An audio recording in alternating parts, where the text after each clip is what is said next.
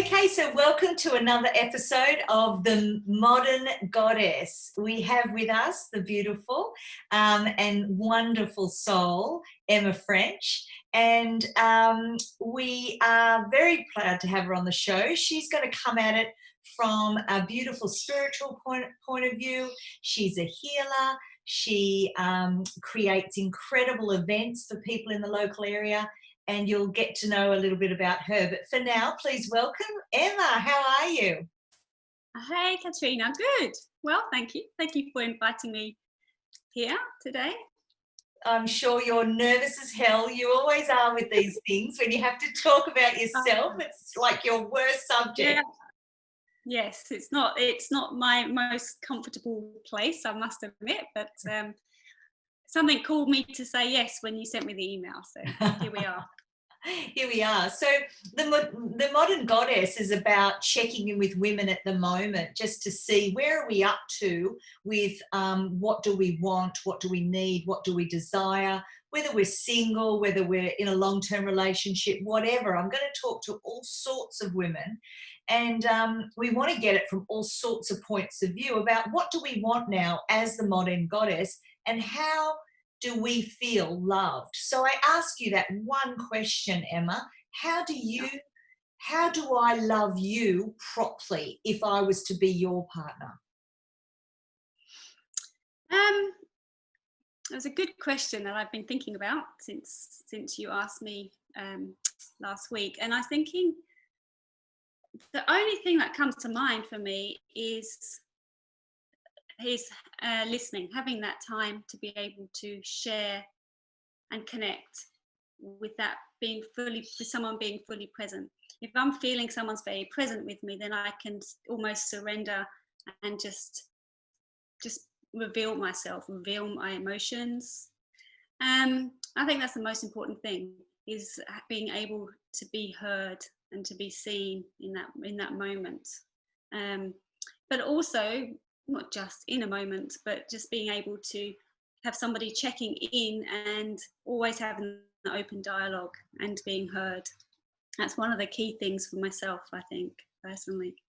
Yeah, that's beautiful and very gentle. And how you said there was two parts to it. One is that you sort of reach out, and when you arrive there wanting to be listened to, but there was also this other part of it where you want something proactive to happen and for them to check in with you.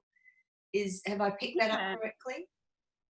Yeah, because I think, like a lot of women, I think we get on with our days, we get on with the things that we're meant to do, and before we know it, we've suppressed a lot of emotions and feelings, and we don't realise. And I think it's a beautiful thing of a partner is in tune with that and is attentive to be able to ask certain questions, or just even how are you throughout the day or throughout the week, that allows you to check in with yourself, because it is sometimes a thing that we put to the side and when we're not so sure. And me being a watery Pisces, I think it's a very common thing for me, just to get on with things, and there's so many emotions and things brewing underneath sometimes. Of course, I can sit in meditation, I can do certain things to help myself and to come up with things and do some art therapy or something around it. But for a partner to be able to sit with you and ask you, and you think to yourself, how do I feel? Hang on a minute. Today I haven't been feeling good, or today I've been feeling great, and kind of just uncover those emotions and be able to express them, like, honestly, and to whatever depth that you need to uncover them, to be able to let that energy flow between you and your partner. Like, I think that's a beautiful way of being able to feel free. And I think that goddess energy is all in that as well, in that flow, and being able to express honestly and deeply. Do you think there's a lot going on in my mind, so just bear with me as I try to unpack this based on what you've just said. First of all, is there men out there that are able to actually ask us, how do you feel, but really mean and hold space for us as we go through that process of finding out, well, how do I feel and what was my day? And is there enough patience and time to even bother to unpack it? Or don't bother. He's not really asking. He's just saying, are you okay? And moving on. He doesn't really want to know.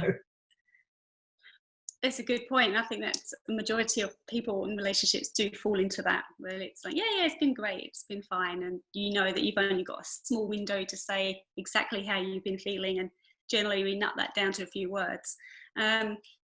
Yeah, I mean, in my own experience, I don't often get that time either.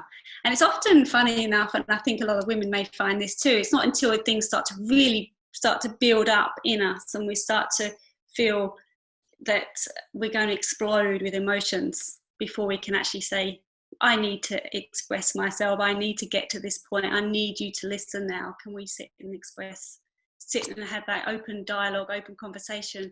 Because otherwise I can't suppress anymore. I'm getting too full with my own emotions. So you're right, and I know it's probably not a common theme in a lot of relationships, and especially kind of the work that I do when I have any clients, when I'm doing counselling type of work with people.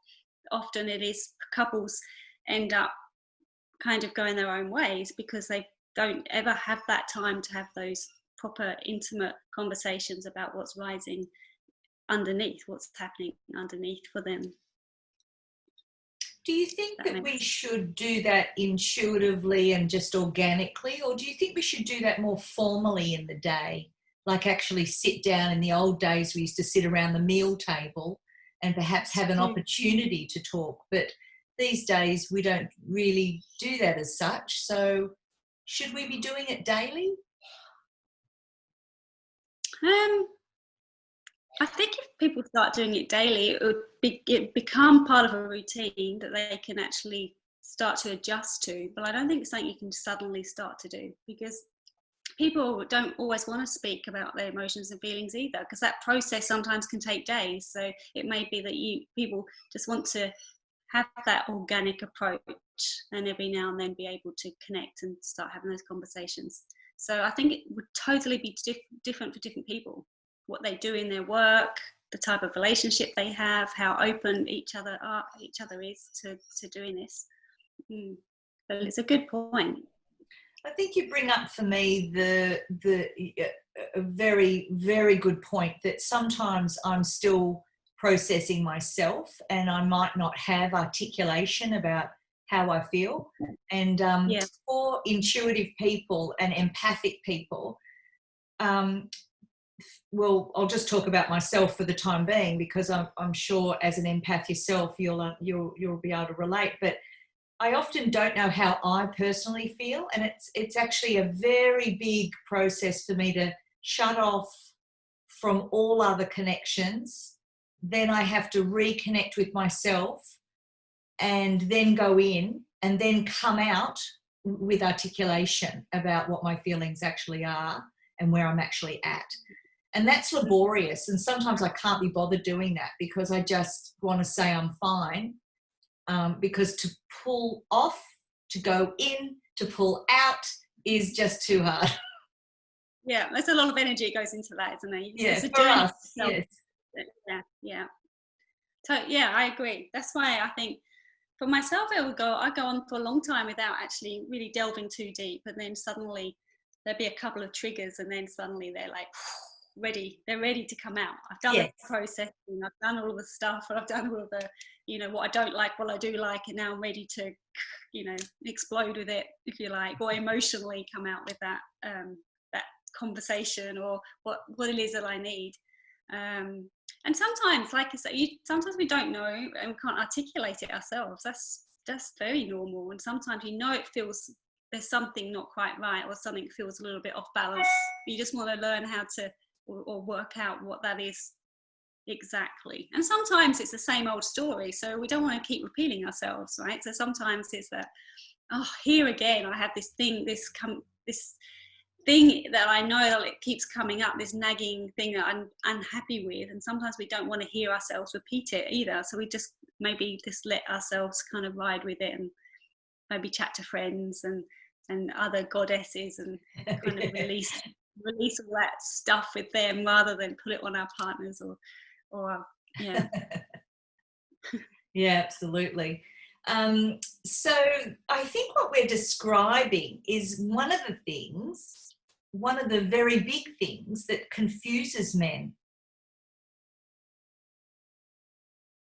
And I just wonder, is there any advice that you could give to men that would help them create that ideal space for us to have a chance to possibly connect with it and possibly articulate it to them and bring them into our world on that issue?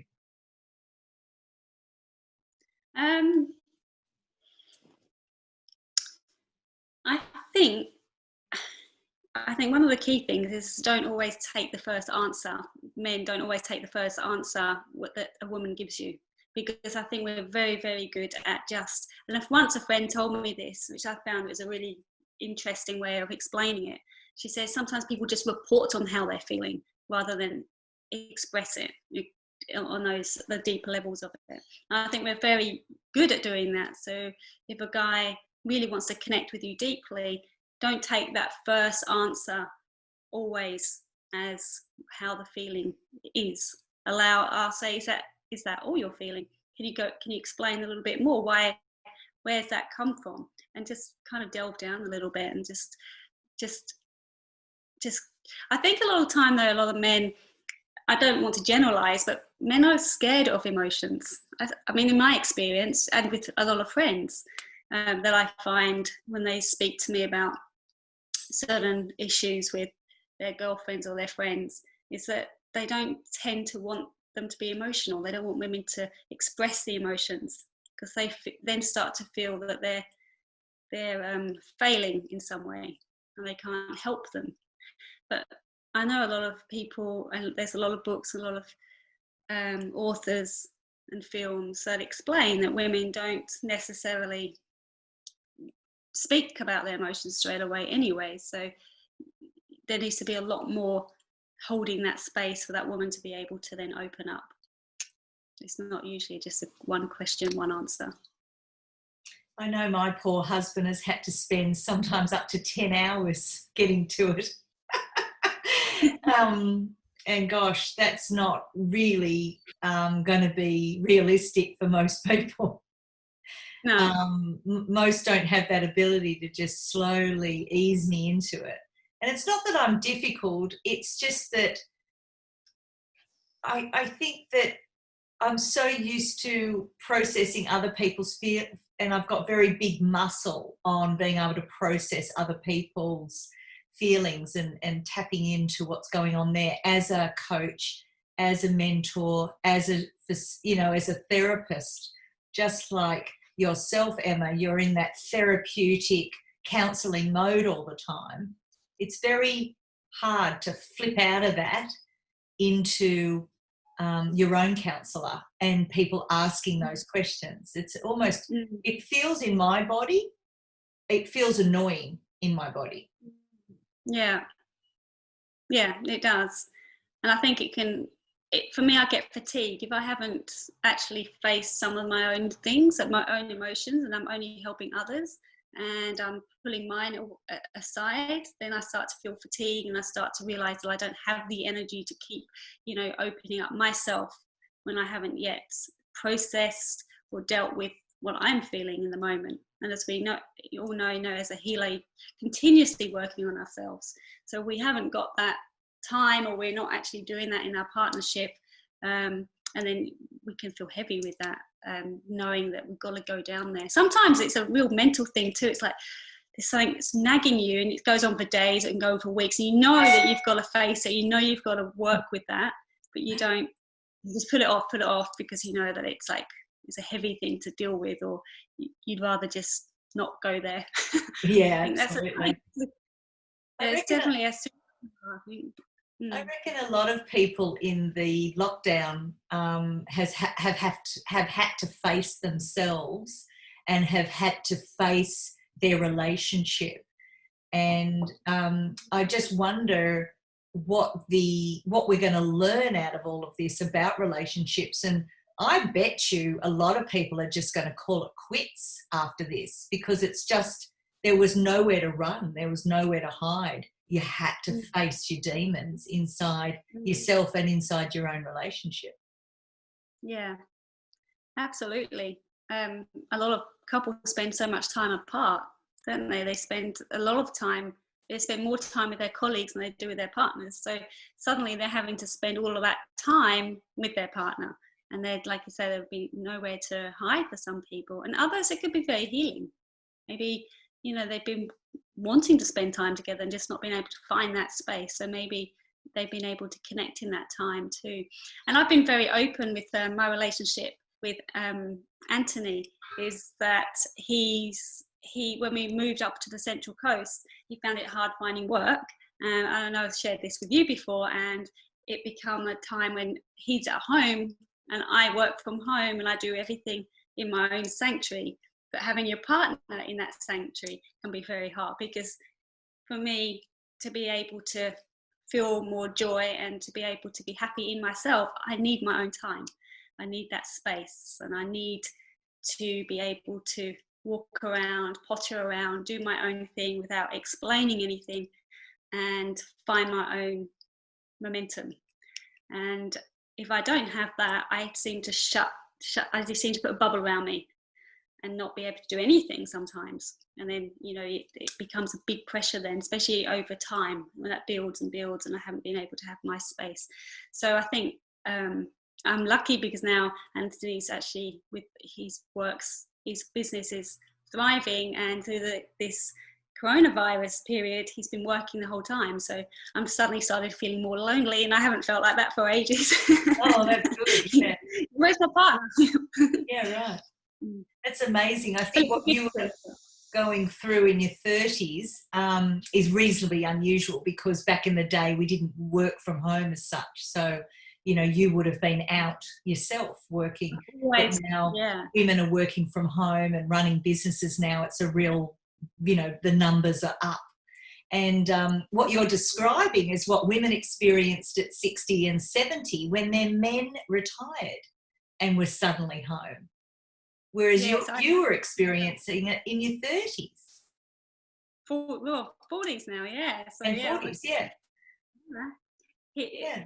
That's the thing, because you always think, oh, soon something will come soon, and I get my space, you get your time. So you're fine for a while, and then when you realise it's not coming, I don't know, I think that people are different. People will be like, well, I'm going to then make sure I'm out of the house and go and do my thing. But for me, I need that sanctuary. Like you talk about the goddess energy. If I don't, I need to build up that palace, if you like, for myself.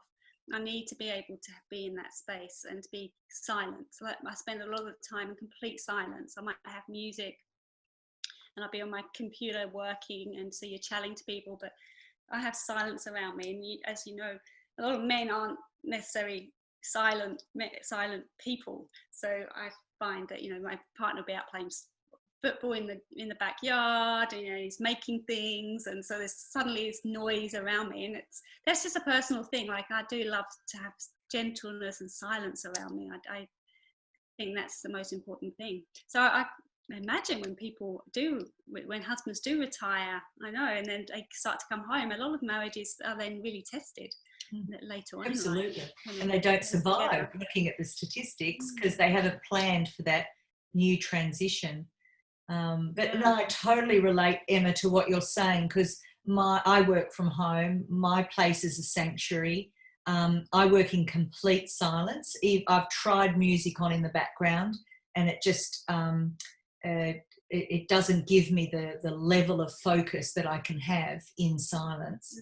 And it's just weird. Even when he's doing the washing and I can hear the clattering of the iron coming out, I found it really abrasive and really like, I don't want all that sound around me.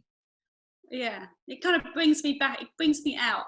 It brings me back into kind of that a different reality, I think. So if I'm in silence and I can potter around doing the things I need to do, check in with my clients, do my design work, create the events that I'm creating, I'm in that momentum. and any noise can pull me out of that quite easily.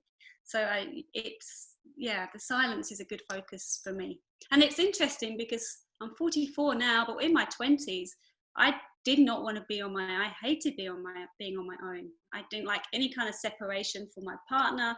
I wanted to spend more time with friends, and I wanted to fill that space all the time with somebody or something, or always on the phone and to people all the time, because I just didn't like being on my own. I just didn't like to face myself, I guess. And then after now 15-20 years later, I'm finding the opposite.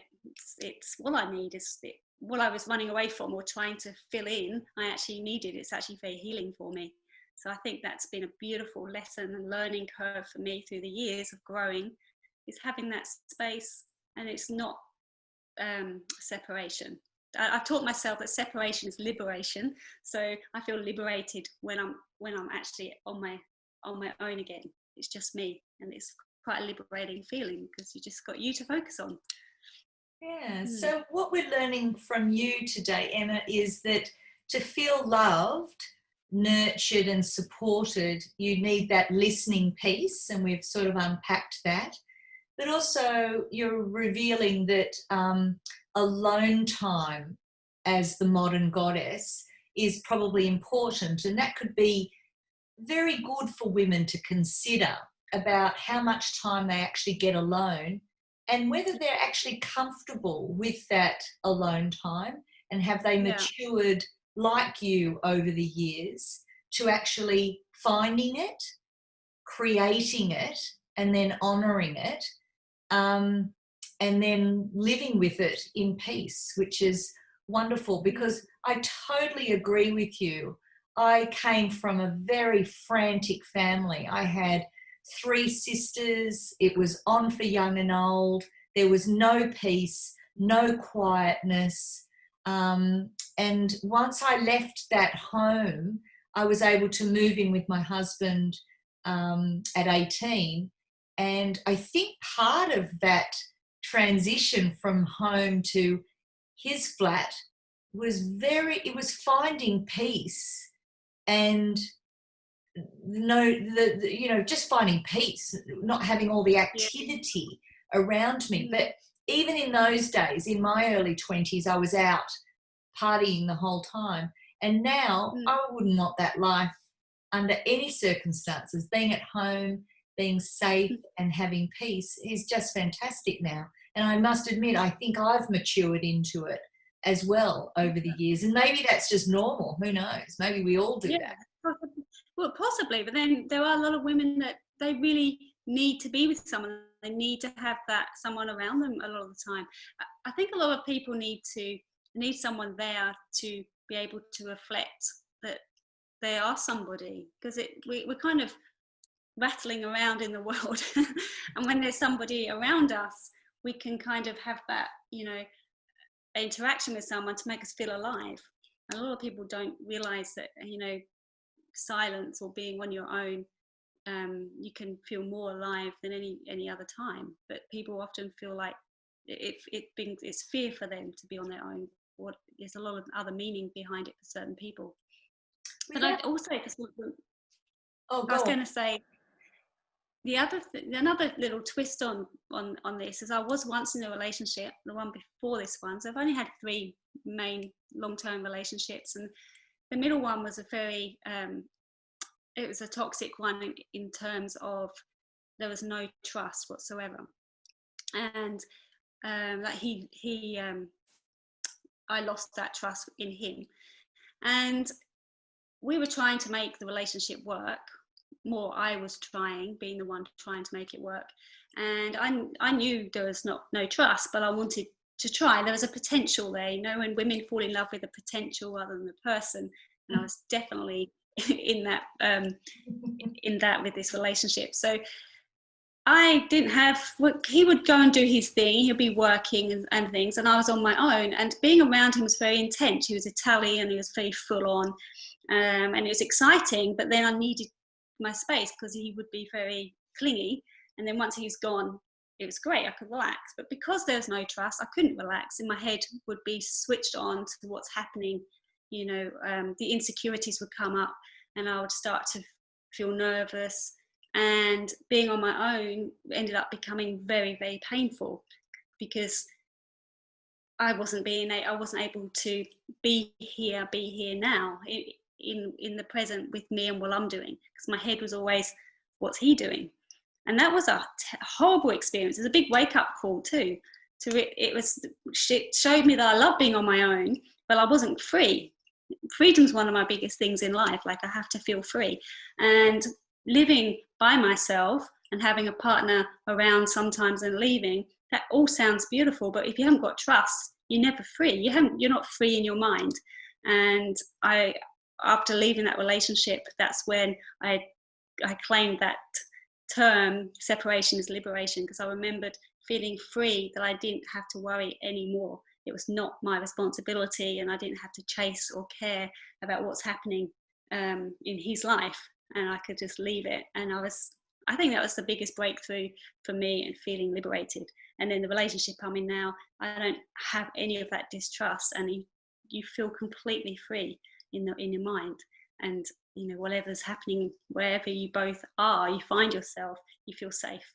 And I think that's one of the main keys as well in a relationship, is that you feel safe together or apart, that you're free to be yourself, and that you can have that trust in somebody, that they are there, they are fully there for you only. Yeah, absolutely. I think peace of mind, imagine if women had peace of mind throughout their lifetimes, they'd be able to do so much with their life, because a lot of the time they don't feel safe, and they don't feel secure, and they don't feel supported. And so their whole mind is filled with this worry, as you say, and this concern about the other person. And what a waste of energy. However, unless you feel safe, unless you have that trust, your mind is going to be taken up with this problem. And oh gosh, if we could free all women from that and give them peace of mind, imagine what you would be capable of doing 10 times more, 100 times more.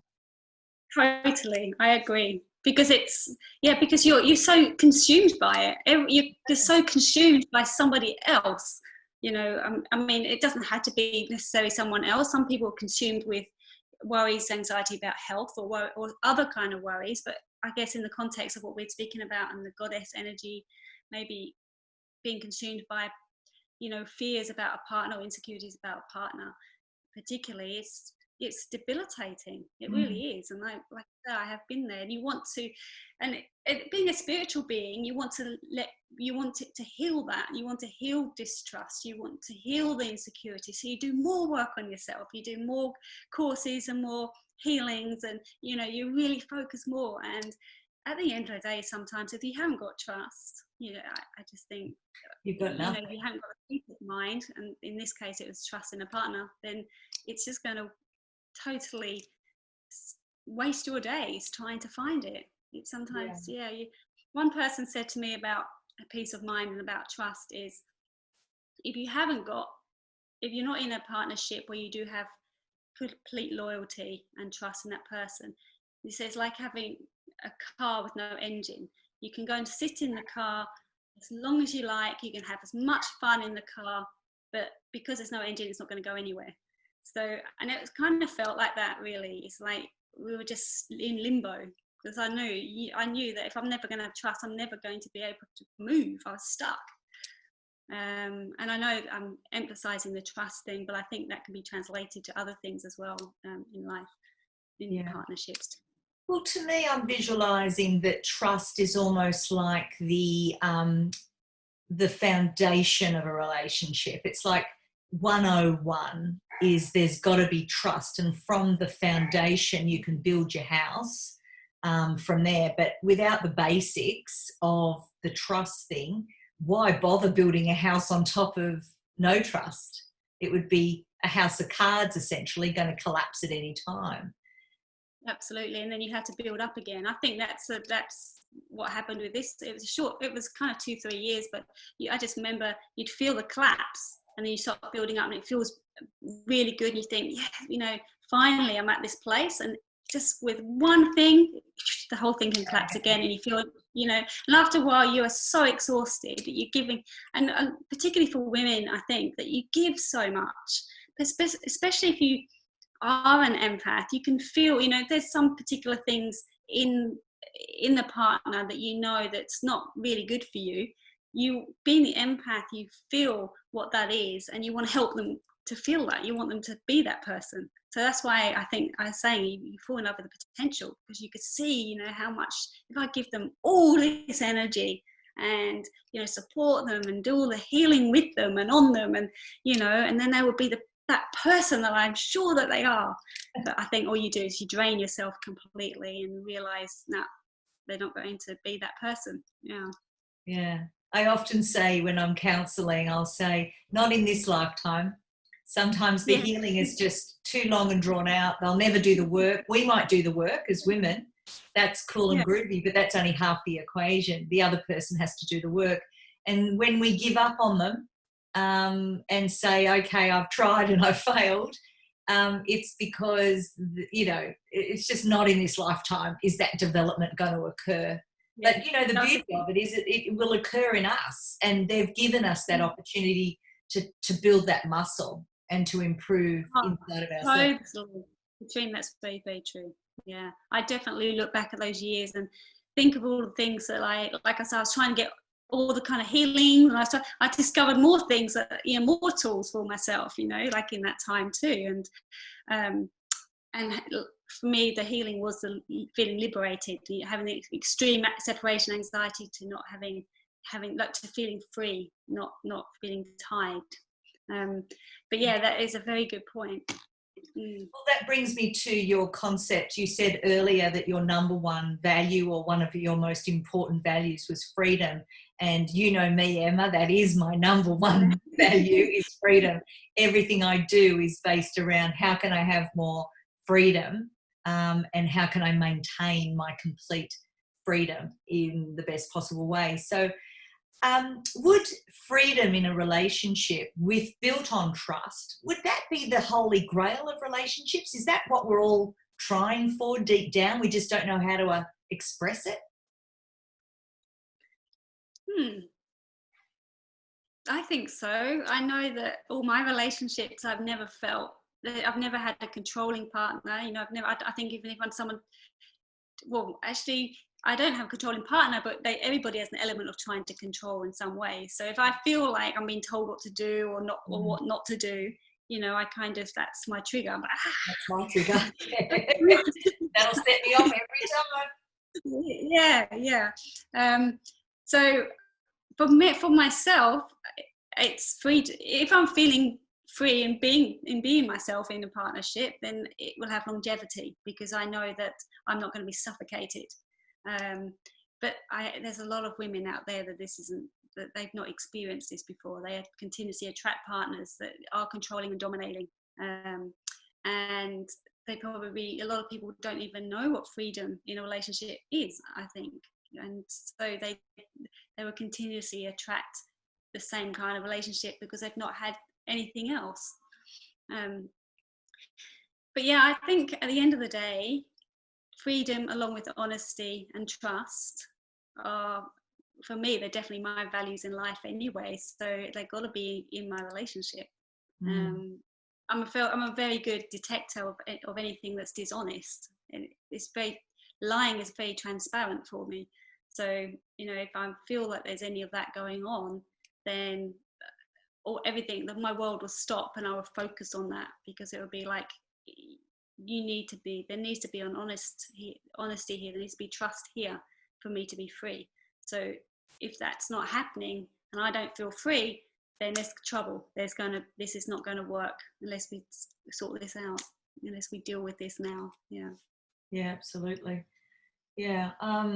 You're right about women never experiencing what it is to be free. And just to clarify, guys, what we're talking about is not just the bare basics of being able to jump in your car and go somewhere, or freedom to work, or free to have children or not to have children, or any of those sort of freedoms, what Emma and I would consider just basic human rights. But we're talking about the freedom to be yourself. And I think in the early episodes, what came up really strongly, very quickly in episode 1 and 2 and 3 was straight up the women said, I want to be free to be myself. That was one of their benchmarks as to how they feel loved. The more they're able to just be themselves, the more they felt loved. And I thought, wow, that's extraordinary. I did not expect that to come up so strongly. And here it is again, freedom. We're talking about it from another point of view, but still, is what we're talking about, Emma, is it really freedom to express and be who you are? Yeah, I think so. I think the other word that comes to me is contentment. You have to feel content. And if you're content, you feel free because you know that everything's okay. It's kind of comes down to that simple, basic need. Everything needs to feel okay, and I need to feel content. And I think there's some freedom in that. And I know that's definitely my personal thing. I need to feel, that was something I wanted in my next relationship, was contentment. I was very, very clear about that, because contentment overrides the need overrides not being free, because I think if I'm content, then I'm okay. I think that's how it boils down for me. Freedom is definitely underneath everything for myself. And I think, yeah, a lot of women, especially a lot of women in our age or our era, we all kind of want to be independent and be our own boss, or have the right to choose what we wear, our friends, how we look. I think it's really important. That's how we're expressing ourselves. But yes, I do know there's a lot of women that may not experience this or may have limitations put on them. And if you're not content in your mind, you're not free. That's how I see it. You've got to have that contentment. I totally agree. I think the word I might use more than content is and it's the same word to me, content and neutral. If I'm neutral, that means I'm not triggered in any way and I'm not depressed about anything. I'm just neutral. I can get on with it. It means I'm not in anything. And that brings me to the point, Emma, and in your therapeutic practice, I bet you see this a lot, is that some people are just not comfortable with the contentment. They're more energized by drama, and I call them drama Bahamas. And I remember distinctly when I realized this in my own life, is when I found contentment, I had to really go and do some work on myself to get away from thinking that was boring. It's so odd, because I think before I understood about the drama cycle, and before I understood that I had been brought up in a dramatic, drama-filled home, when I found peace and contentment, I then had to deal with the fact, well, is it too boring? And are you going to be okay with that? And gosh, thank God, I worked out that peace and contentment is way more beautiful and amazing, and it's not boring at all. It's just a wonderful platform from which to launch from. Nothing boring about it. It just, you've got the headspace to do whatever you want and the freedom to do whatever you want. So I've been through that roundabout. What's your take on all that? I know I agree with everything you say, and when you said the word platform, I had that form in my mind too. Right. It is completely, contentment is, people are also addicted to that drama. So they think there's no drama in their lives, where's this energy going to go? Yes. And I think that's where we're natural creators. So when we are content and there is that blank canvas or that platform, we can then plug into creativity and focus that drama into creating something beautiful.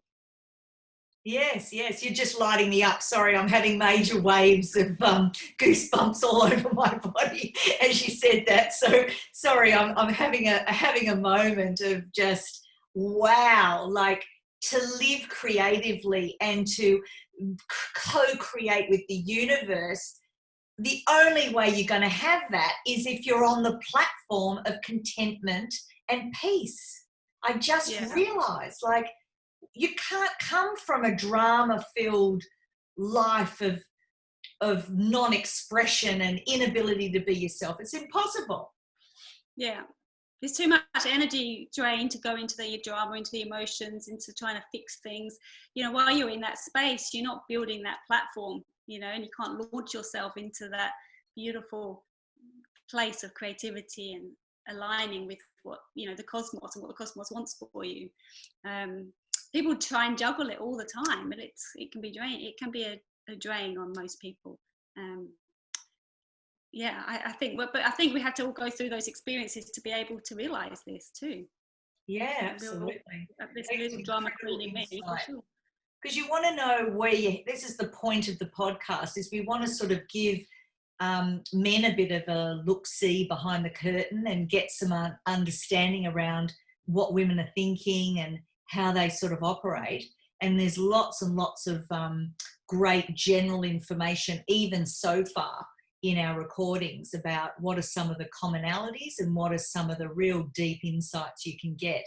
But the other side of it is giving women an opportunity to have a peek behind the curtain of other women and see what they can find there, and see if what we're saying is of any use to their articulation about who they are, what's the possibilities, what are they striving for, what's possible these days. And I think our relationships, because they're more long-term, we've kind of gone through decade after, well, in my case, it's sort of, I'm 3 decades in, and I can see the levels of development within that. And I think women are curious about how does that work and what do you see at each decade, and is it worth going through it, or do you just call it quits at 5 years because it's getting a little bit tough? Or is it worth pushing through to the other side of that fence and seeing what's there and what you can grow there that's different from what you couldn't grow before? That would definitely, I think, come down to the actual people in the relationship, like on both sides. If that's what you mean, if you're in that relationship for that time, is that what you meant? And then you push through and it can come, because for some it just dies. Something that's, that connection just isn't there anymore. So there's no energy there to build that momentum again, I guess. So some people are able to leave and start again with somebody else. But there's so many opportunities that people do have that, you know, sudden growth with each other, that they realize, hang on, let's give it a go on this level. Now we're both here, and then something beautiful can come from that. Well, that brings me to the point, why are women scared to perhaps leave when the energy's gone now? Because a lot of people, and I know myself, people that are very scared to be on their own, they're very fearful that they won't meet somebody else. And even from myself, if I was to think, if my relationship now wasn't going to work and if I need to leave, what am I scared of? A lot of what I don't particularly like to get into is again, like we were talking about the drama, it's the emotional drama of ending a relationship, the pain that comes with that, the guilt. It's very yucky. It's a very yucky thing. And I think a lot of people just don't want to go there to experience that right now. Some people might be thinking maybe, you know, in the future it might have to come. Inevitably it will come to this, but it's just, I think mentally we have to prepare ourselves for that, and we realize if that, you know, we're going to go down that road, it might be a very hard thing to do. And empaths don't like hurting anyone, or they feel the pain that they inflict on others. And I know for myself, leaving relationships, I grieved the relationship and I grieved their pain before I grieved my own pain. So it's, you know, you're in for a really big kind of journey to end something. That's how I feel personally. Some people can get up and leave and actually okay with that, but for myself, I couldn't. I feel the person's pain as much as I feel mine. So I don't want to put them through that if I feel that. No. So I think people are sometimes wedged, you know, in the emotional aspect. There's the physical aspect of separation, and then the fear of, what if I'm on my own? What if I don't meet anyone? Maybe this is it, you know. So I mean, of course, there's also the belief systems people have that they deserve what they get. You know, they should. This is all they're worth, and you know, there's a lot of confidence issues that come with people staying in relationships and not leaving when they should. So yeah, there's so many different reasons why people stay or leave relationships. I was talking to some professional relationship specialists, and there's some real basics that are not being taught to humans around relationships and communication, and just some of the basics. And I thought, isn't that interesting how we don't know how to deal with conflict coming out of primary school? We still don't know how to deal with conflict coming out of high school. And so what's to say that we're going to become or have the ability to deal with conflict as we get through our 20s, 30s, 40s and 50s? I certainly had no skills whatsoever to deal with conflict. I ran a mile when it came to conflict, and I walked into this relationship with somebody that was very comfortable with conflict and quite willing to stay and talk it out, whereas I was a head in the sand, shut down type of gal coming out of my family home. We swept it under the carpet, as we like to say. And then I had to learn very quickly to actually face it and fight and deal with it and resolve it. And it's been quite the journey in that regard. How do you feel about conflict now that you're grown up? Not quite, maybe. But funny, when you were telling me that story, it was the other way around for me and Anthony. When we first met, he didn't express. He was somebody that his family maybe didn't express as much as my family or communicate in the same way. So I found that with Anthony, he shut down and put his head in the sand. But he would shut down and not speak. It'd be complete silence. Like, could go on for a day or two or more. Oh, Emma, I could do 2 weeks. Yeah, I think women can definitely do longer, maybe. 2 weeks. I think I've been there. I have been there. Yeah. It was pretty extreme. Like one day would have been very healthy for me. Well, I think when I was younger, I remember being in those kind of moods too, and shut down myself. But I think I learned not to shut down, and I got over that probably. But then when I met my partner now, and then he'll go into the big silent treatments. Well, it wasn't a punishment, but it's because he was shut down inside because he didn't know what to say. He wanted to find the right thing, and he didn't know what it was, so he'd just rather not say anything. Yes. And it would be complete silence. And we broke up actually at the beginning. We broke up for a short time because I said to him, that's not how I do things, and there's no way I could cope. It's the most awful. It feels abusive. I mean, the last thing he is abusive, but it feels that because you don't know what's happening in that silence. What are they thinking? Are they thinking the relationship's not wrong? Are they going to leave? And so you become insecure in that silence, and that was not, and that's a no for me, because I just come out of a big insecurity relationship, so I wasn't going to have that, and that was I ended. It hadn't been, we weren't together that long, but I recognised it that quickly, and I said, that's not on, because if you don't sit and talk about things and you just shut down like that, that's, for me, it's suffocation. Like I'm like him being this, fiery Leo too. He puts all that inside, so he's external, always quite becomes angry looking, and you don't want to go there, and so it's just all silence, bubbling up, as fires bubbling up inside.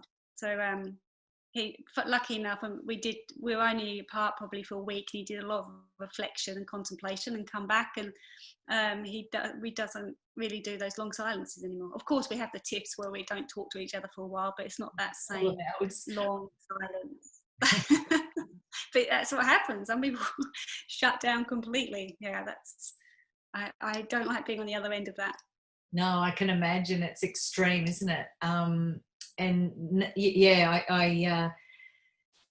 Charles, my partner, was very quick to nip that in the bud. He saw the pattern very early on in the relationship, and then what he used to do was say something that was factually incorrect, and it would encourage me, and I would jump into the conversation again, because I would defend the allegation that was incorrect. And he purposely used to say something outrageous that was wrong, and straight away my eyes would open and I was back in the game. So anytime I would shut down, he'd just say something wrong and I would be back in. So he learnt that he could get me to re-engage quite quickly, but that was his little strategy, just to keep me in the game so that we could get to the bottom of the problem.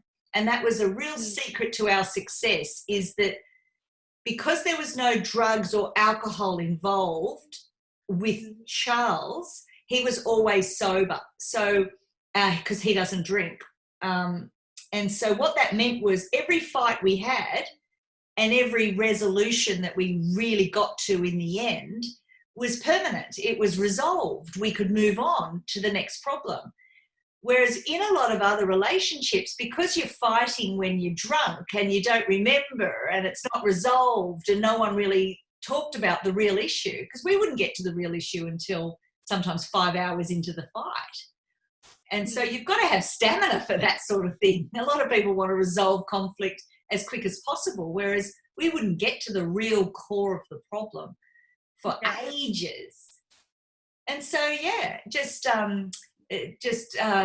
I think being sober is part of it, and making sure that people are fighting on a rational platform rather than an irrational, drunken thing that no one's going to remember the details of tomorrow anyway.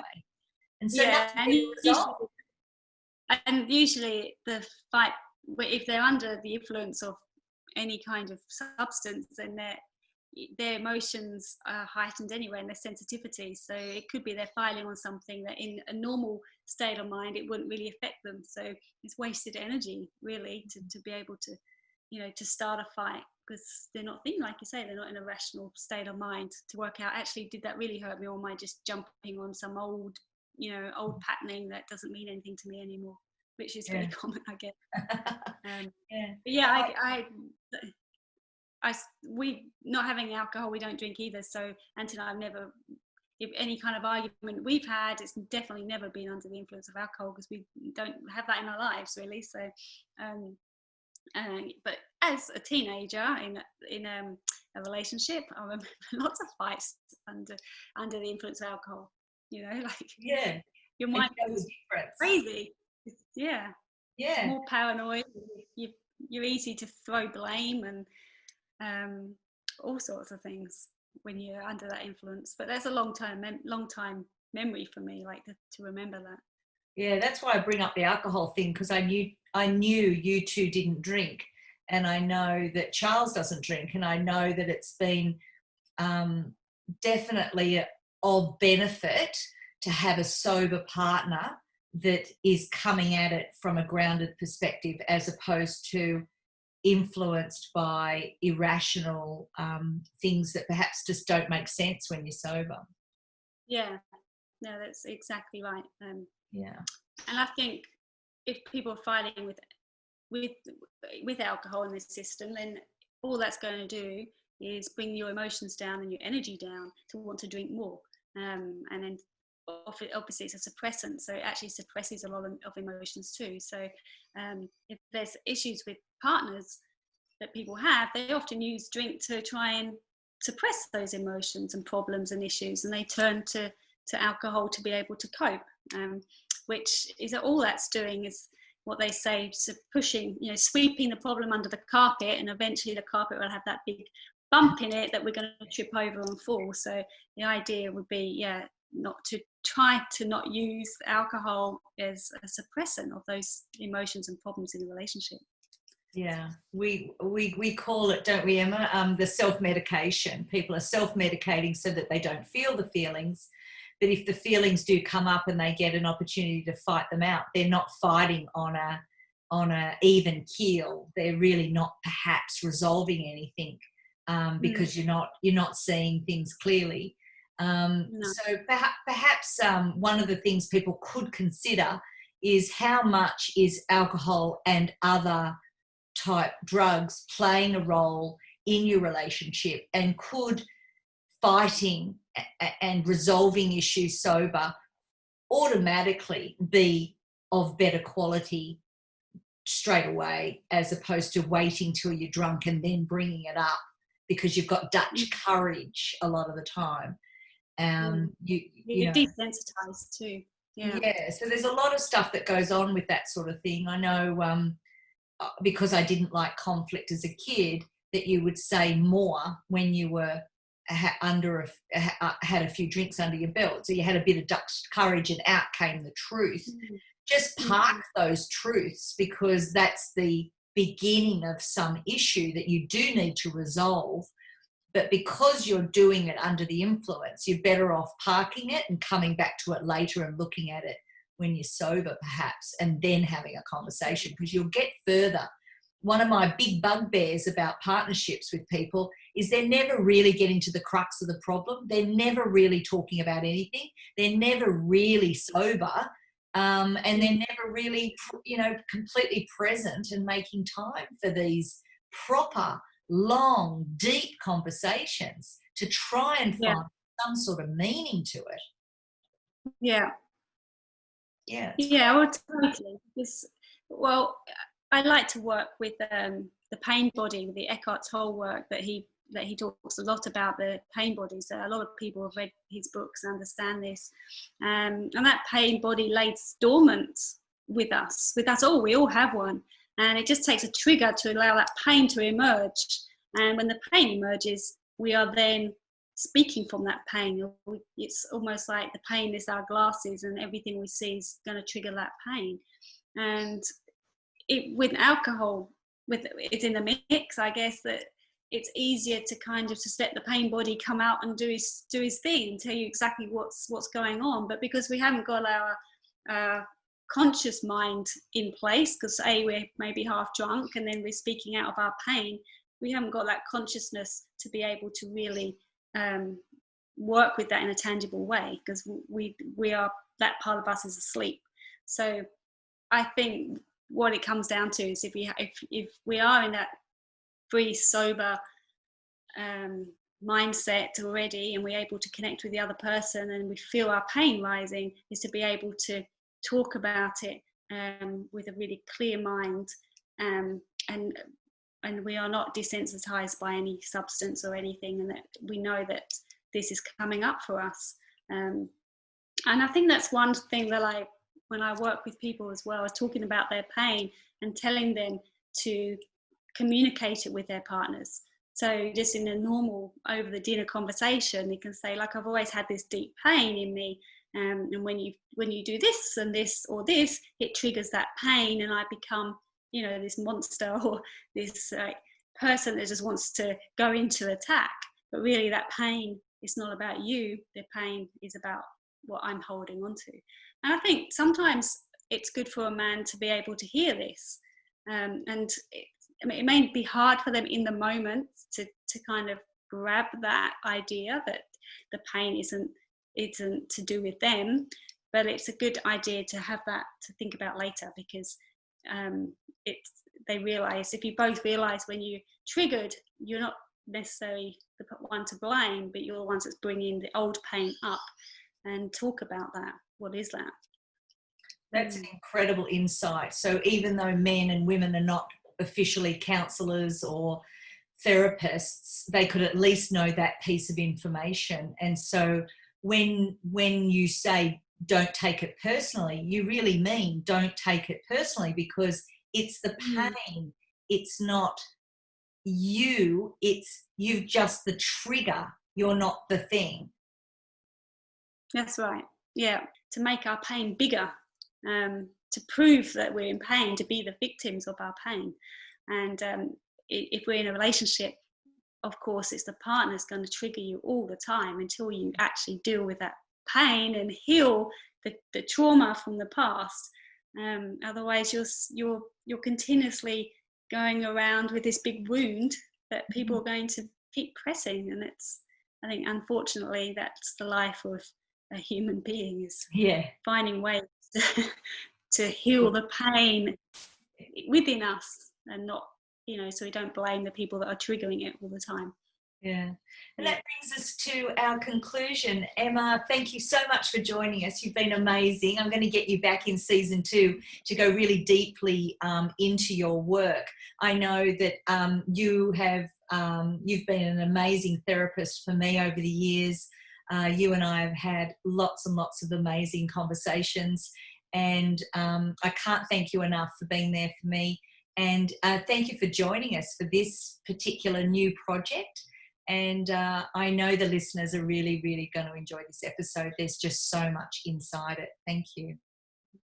Thank you, Katrena, and ditto to you too. Like meeting you and having that friendship and the sharing and your words and therapy too. It's been a beautiful journey. And I look forward to your new episodes, new project. Interesting. Something new for me anyway. So see you soon, Emma, and thank you once again to all the listeners of The Modern Goddess. Mwah.